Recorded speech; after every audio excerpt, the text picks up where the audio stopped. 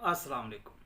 हम जो पारे की अक्सर तैयार कर रहे थे कि पारा को किस तरीक़ा से लर्ज़ा किया जाता है उस हवाले से। तो पिछली वीडियो में हमने शोरा को क्या मुनार किया, तो मैंने आप लोग को बताया कि अगली वीडियो में हम जो है वो शोरा का तेल करेंगे, फिर इससे हम एक कपूर का तेल करेंगे एंड सोन, इस तरह आगे चलते जाएंगे।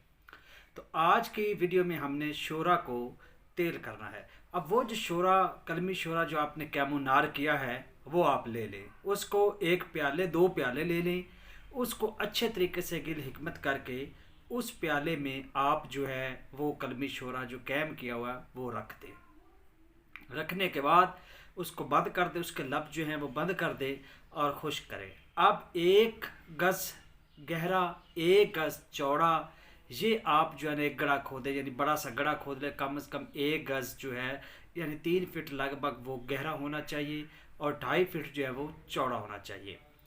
और तलाश करें घोड़े की ताज़ा लिद। अब जो घोड़े का फुजला है, जो घोड़े की लिद है वो तलाश करें। अब आधी लिद नीचे डाल दे, ऊपर प्याला रख दे, बाकी लिद ऊपर डाल दे। ठीक है। 10 दिन बाद ताज़ा घोड़े की दोबारा लिद लें, ये निकाल लें। ठीक है। और साथ कोशिश करें कि साथ एक गड़ा और हो ताकि फ़ौरन प्याला निकाल कर उसमें रख दिया जाए। या आप तेज़ी के साथ निकाल कर वो आधी लीद नीचे हो, ऊपर प्याला हो, बाकी लीद ऊपर आ जाए। ठीक है। 2 बार प्रोसेस होगा। 10 दिन बाद फिर दोबारा तीसरी बार यानी आप ताज़ा जो है वो घोड़े की लिद लें, कम से कम 20 किलो होनी चाहिए।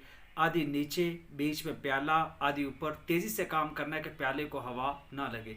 30 दिनों बाद जब आप प्याला निकालेंगे तो वो जो शोरा होगा वो तेल हुआ होगा।